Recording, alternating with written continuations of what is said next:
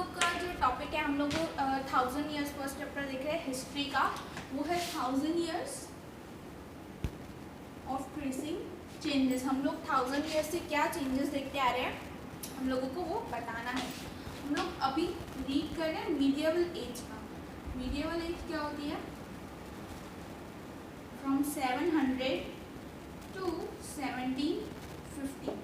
7th century से 17th century का जो पीरियड है, हम लोग उसको मीडिएवल एज बोलेंगे। Okay, so region and empire. आज का हम लोग का टॉपिक है रीजन एंड एम्पायर। सबकी क्या क्या रीजन्स थे, हम लोगों ने देखा कि कैसे लैंग्वेजेस चेंज हुई और जितने भी चेंजेस थे आने थे वो कैसे हुए।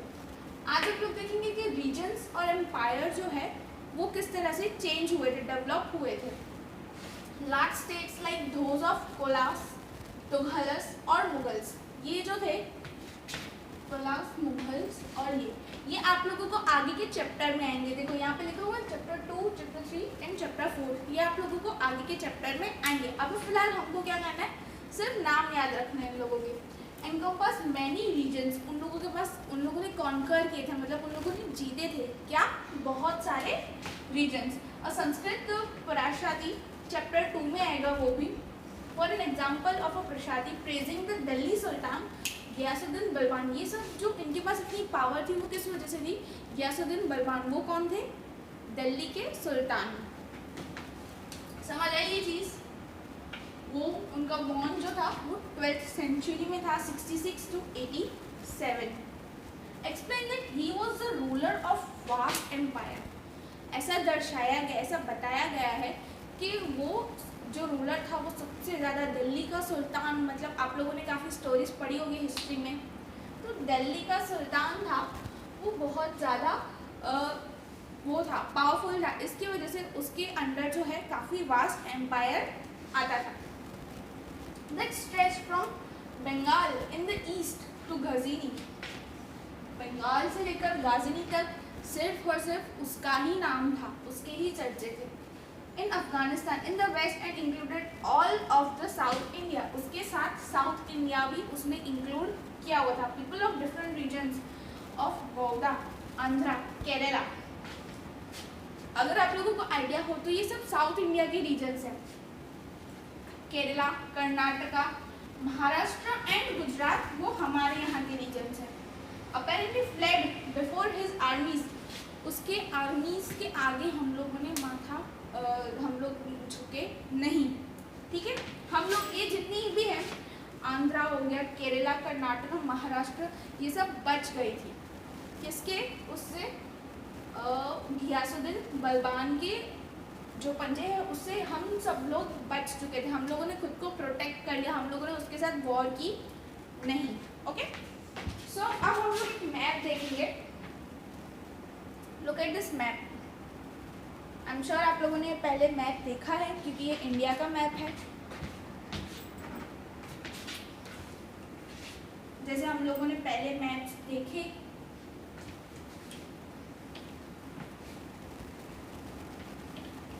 उससे ये थोड़ा डिफरेंट है। ओके, सो यहाँ पे देखो दिया हुआ है, ये है रीजन्स के नाम। ये है हमारा Gujarat, that is XIX, this is XIX, this is our Gujarat. समझ में आई चीज? बाकी के सब है, स्विस्तम है, मुल्तान, कलानौर, लेबोर, समना, सरस्वती, कोहम। ये जो है ये बहुत पहले के नाम हैं। अभी तो आपने ये नाम सुने भी नहीं होंगे और हैं भी नहीं, बिकॉज ये सब चेंज हो गए हैं। अब ये हम लोगों का पूरा इंडिया बन चुका है। पहले जो था ये दिल्ली सुल्तान के अंदर था, तो वो अपनी तरह से रूल करते थे। आप लोगों ने मूवीज़ में भी देखा होगा कि दिल्ली के जो सुल्तान थे वो काफ़ी रूल करना चाहते थे सारे के सारे वर्ल्ड पे, पूरे रीजन्स पे, सब उनके अंडर आना चाहिए इस तरह से। बट जैसे हम लोगों ने आगे देखा कि महाराष्ट्र, गुजरात, केरला, आंध्रा, वो सब ने क्या किया, बच गए। उन लोगों ने खुद को प्रोटेक्ट कर लिया। समझ आई ये चीज़ इतना? ओके, अब आगे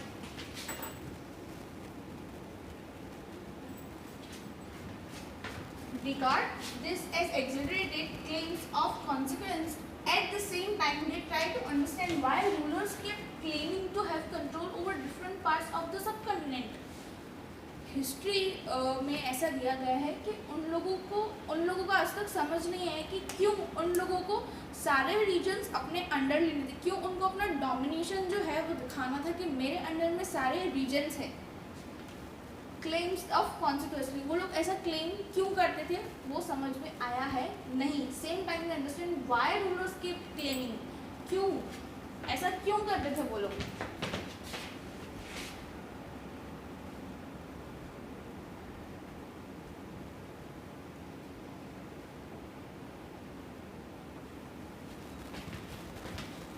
By 700 many regions already possess distinct geographical dimensions. उन लोग के हम लोगों ने देखा कि डिफरेंट मैप्स हैं, अलग टाइम के अलग सब डिफरेंट मैप्स हैं। तो इसमें ऐसा दिखाया गया बाय 700, हम लोग क्या पढ़ रहे हैं 700 to 750। सो स्टार्टिंग से स्टार्ट करते हैं। By 700 many regions already possess distinct geographical dimensions. उनके पास अलग अलग जोग्राफिकल डायमेंशंस अलग से थे, मतलब ये रीजन अब अलग हो रहा है, इसका ये इवॉल्व हो रहा है, ये डेवलप हो रहा है। ये जो रीजन है, ये रीजन में फर्टिलिटी ज़्यादा है, उसके लैंड में उसमें क्रॉप्स ज़्यादा हो रहे हैं। इस तरह से उन लोगों का डिफरेंट जोग्राफिकल एरियाज हो ही रहे थे। Their own language and cultural characteristics, ये सब इवॉल्व हो रहा था, न्यू इनोवेशंस आ रहे थे, चेंजेस आ रहे थे, राइस क्रॉप्स, ये सब ये टाइम पीरियड में क्या है इवॉल्व हो रहा था सब कुछ। You will learn more about this in chapter 9। अभी आप लोगों को ये चीज़ याद रखने की ज़रूरत नहीं है, ये सब चैप्टर 9 में हम लोग पढ़ेंगे।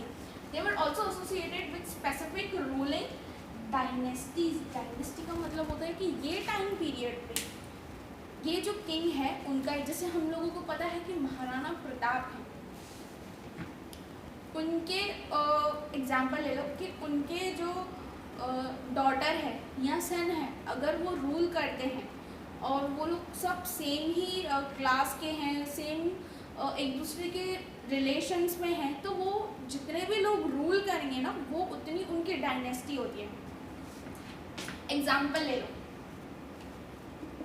कि एक ये रूलर है, ये किंग है, इसके डॉटर या सन होंगे, उसके डॉटर या सन होंगे, उसके डॉटर या सन होंगे। तो ये लोग जितने सब जब तक रूल करेंगे ना एक ही रीजन पे या एक ही टेरिटरी पे, उसको हम लोग क्या बोलेंगे dynasty.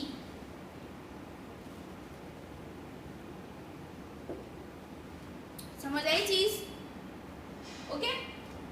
There were considerably conflict between these states. इन स्टेट्स के बीच में है ना बहुत ज़्यादा कॉन्फ्लिक्ट्स रहती थी। कॉन्फ्लिक्ट्स का मतलब है वॉर, वर्बल वॉर, या उन लोगों की आपस में बनती नहीं थी, उन लोगों में नेगेटिविटी जो है वो फैली हुई रहती थी, वो उन लोगों की आपस में बनती नहीं थी। इस वजह से उन लोगों के बीच में छोटी मोटी लड़ाइयाँ, टोटली इसको हम लोग वॉर तो नहीं बोल सकते हैं कॉन्फ्लिक्ट को, बट उन लोगों के बीच में छोटी मोटी लड़ाइयाँ होती रहती थी between this states. Occasionally dynasties like this Cholas, मतलब ये लोग एक ही सरनेम के, इन लोगों की ब्लड लाइन डायनेस्टी पे, मतलब कि 17th सेंचुरी से लेकर 18th सेंचुरी तक सिर्फ कोलास और खिलजीज ने रूल किया था। इसका मतलब वही है Tughlaqs and Mughals were able to build an empire that was pan regional spanning diverse regions. उनके हाथ में जो रीजन्स थे ना वो बहुत ज़्यादा डाइवर्स थे, मतलब उनके वहाँ जितने लोग थे ना उनका सबका अलग अलग कल्चर था। जैसे हम लोगों का इंडिया है, यहाँ पे सबका डिफरेंट कल्चर है, डिफरेंट रीजन है, कास्ट है, सब अलग अलग लोग हैं पर सब एक साथ एकजुट रह रहे हैं। तब स्टार्टिंग में उन लोगों के पास तो था, बट उन लोगों के पास डाइवर्स रीजन्स थे। Okay, not all this empires were equally stable और सक्सेसफुल। ये सब एम्पायर्स जो एक साथ थे ना, जो दिल्ली सुल्तान क्लेम करता है, वो सब जो कोलस के हैं, खलजीज के हैं, जो आप लोगों ने मूवी देखी होगी, उस तरह से सेम ही है, जैसे उसमें स्टोरी है वैसे ये सेम स्टोरी है कि उन लोगों को कंकर करना था, किसको, काफ़ी सारी टेरिटरीज़ को। टेरिटरीज़ का मतलब होता है कि छोटे से छोटे गांव से लेकर बड़े से बड़े जो डेवलप सिटीज़ का तो कॉन्सेप्ट तब था ही नहीं। जितने भी जगह टाउन उन लोगों के हाथ में आए उनको सब लेना था और खुद का एम्पायर क्रिएट करना था। समझ में आई चीज़?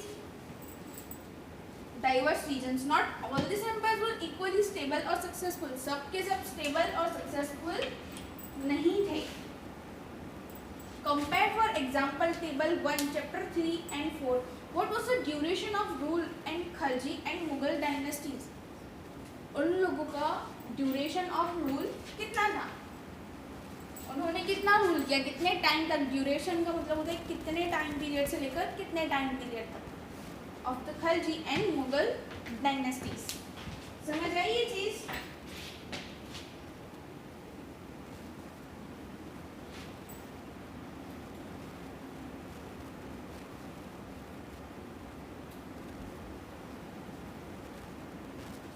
When the Mughal Empire declined in 18th century, जब मुगल एम्पायर डिक्लाइन हो गया मतलब कि गिरने लगा, कोई भी चीज़ उठती है उसका सब एक ही समय नहीं आता है। तो जब इन लोगों का खराब समय आया, इन लोगों का, मुगल्स का, पता है ना आप लोगों, हम लोगों की इंडियन हिस्ट्री है कि मुगल्स एक टाइम पे हम लोगों पे राज किया करते थे। Empire decline in the 18th century, Mughals के राज के बाद ही हम लोगों पे जो अंग्रेज़ थे, जो ब्रिटिशर थे, वो हम लोगों पे रूल करने आए थे। उससे पहले कौन करता था? मुगल्स। जब हम लोगों को फ्रीडम मिली इन 1947, तब जाके हम लोग रिपब्लिक नेशन हुए। सिर्फ ब्रिटिशर से ही फ्रीडम नहीं मिली, इन मुगल एम्पायर से भी हम लोगों को मिली थी। दो ब्रिटिशर्स ने इन लोगों को हरा दिया था काफ़ी तरह से और अपनी जो है एम्पायर उनसे ले लिया था, बट मुगल्स उससे पहले हम पे राज करते थे। समझ रहे चीज़? Decline in the 18th century, it led to the re emergence of regional state. ये भी 10th चैप्टर में पढ़ेंगे तो ये भी याद रखने की जरूरत नहीं है। But years of imperial and regional rule had altered the character of the regions. जो रीजन्स से उनका कैरेक्टर काफ़ी डेवलप हो गया था। अब ये टाइम पे जब मुगल्स आए ना, तब काफ़ी डेवलपमेंट आ गया था रीजन्स के अंदर। प्रॉपरली पता चल रहा था कि हाँ ये रीजन ज़्यादा डेवलप्ड है, ये रीजन में ज़्यादा क्रॉप हो सकता है। मतलब इस तरह से फ़ायदे और नुकसान पता चल रहे थे एक रीजन के या टेरिटरी के। समझ आई ये चीज़? Across most of the subcontinent the regions were left with the legacies of the big and small states. Legacies का मतलब वही होता है जो मैंने अभी आपको डायनेस्टी का समझाया कि जो मुगल्स के जो वो होते थे, चिल्ड्रन होते थे, उन लोगों के लिए लेगेसीज छूट जाती थी। क्या? बिग और स्मॉल स्टेट्स की। अब इनके फादर नहीं रहे तो वो ना रूल करेंगे, उनके लिए स्टेट्स और वो छोड़ के जाएंगे। आप लोगों को ये स्टोरी आप लोगों ने देखी होगी कि जिनके भी फादर नहीं होते हैं, देन पूरा का पूरा राज्य और जो भी होता है वो उनके के हाथ में होता है, उनके डॉटर या सन के हाथ में। Okay, had ruled over them. This was apparent in the emergence of many distinct and shared traditions. In the realms of governance, the management of the economy, allied cultures, economy भी बढ़ रही थी। economy मतलब पैसा, economical way में, यानी कि obviously तब तो मनी का कंसेप्ट आ गया था। तो बहुत सारी चीज़ें जब आप क्रॉप लोगे या एक्सपोर्ट करोगे, बेचोगे, उस तरह से हम लोग की इकोनॉमी बढ़ेगी, मतलब कि पैसे आएंगे। तो सबको पता चल रहा था कि इकोनॉमिकल रीजन कैसा है, कहाँ कौन सा ऐसा रीजन है जहाँ पे हमको बहुत ज़्यादा पैसे मिलेंगे। हम लोग एक वर्ड यूज़ करते हैं हिंदी में, काफ़ी समृद्ध राज्य है, इस राज्य में काफ़ी समृद्धि है, मतलब कि वो राज्य जो है वो बहुत डेवलप्ड है, उसके पास इकोनॉमिकल, फाइनेंशियल और मतलब सब तरीके से उनके पास पर्क्स हैं। समझ आई ये चीज़? allied cultures and languages through the 1000 years between 1700 and 1750। ये बहुत important है, याद रखना। The character of different regions did not grow in the isolation. The regions felt the impact of larger pan-region forces to integration without ever quite losing their distinctivities। अपना डिस्टिंक्टिविटी खोए बिना ये लोग काफ़ी स्कैटर्ड हो गए थे। क्या हो गए थे? स्कैटर्ड। समझ आई ये चीज़? लूजिंग देयर डिसेंटिविटीज, मतलब वो लोग काफ़ी इनएक्टिव हो गए थे इस चीज़ के बाद। Old and new religions,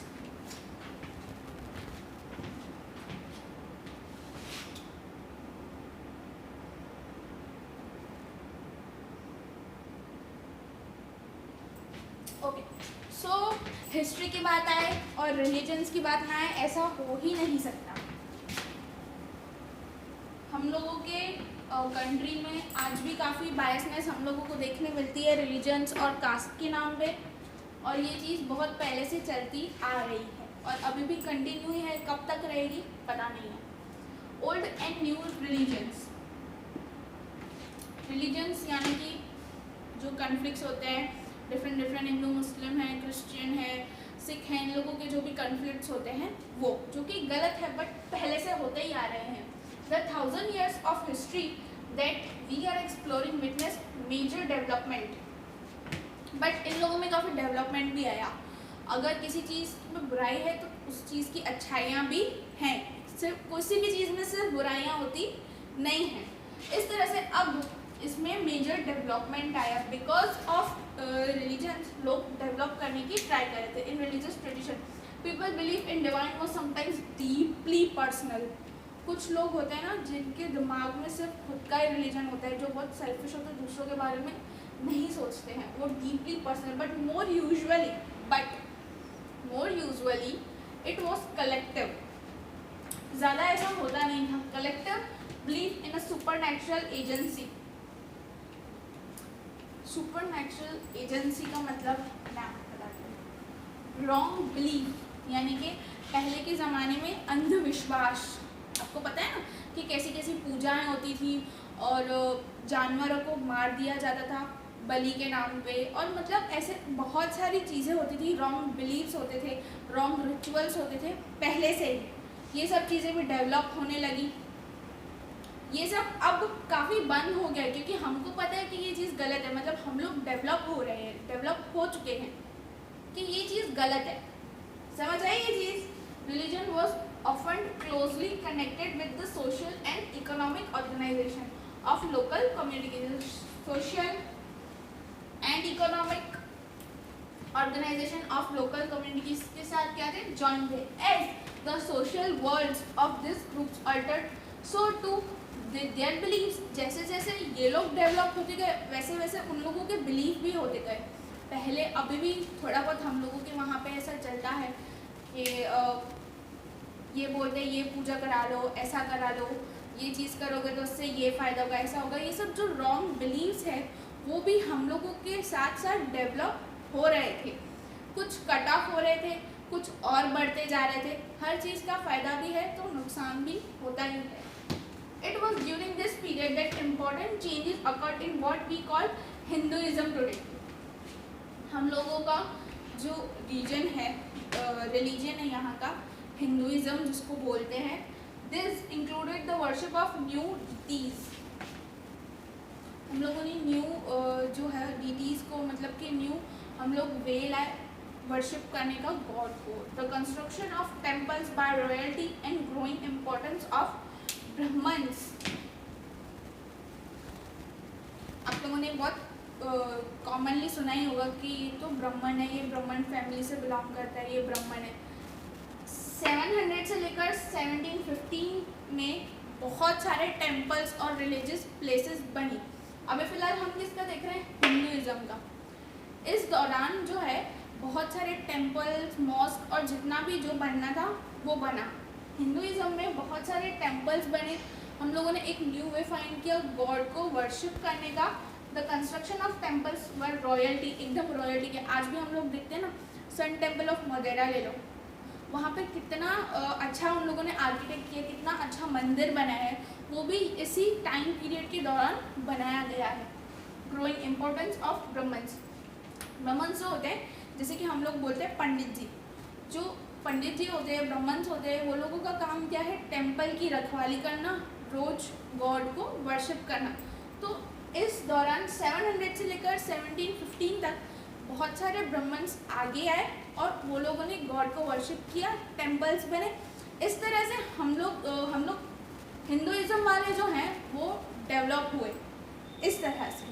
okay, the priest, pandit ji, as dominant group in society, उन लोगों का डोमिनेंस हो गया। वो लोग भले गॉड को मानते थे और गॉड को वर्शिप करते थे पूरा दिन, but at the same time आप लोगों को पता होगा अनटचेबल पीपल भी थे, जिसको हम लोग डालीज और ये सब बोलते हैं। अभी तो हम लोग बहुत डेवलप्ड है, अब हमको पता है कि ऐसा कुछ नहीं होता है, बट पहले उस टाइम पीरियड में जो थे वो आपकी ऊपर जात और नीचे जात और मतलब जाति और ये सब पे बहुत ज़्यादा बायसनेस होती थी। ओके, सो आज यहीं पे कंप्लीट करते हैं सोसाइटी तक, इसके बाद यहाँ से कंटिन्यू करेंगे। ठीक है, चलो।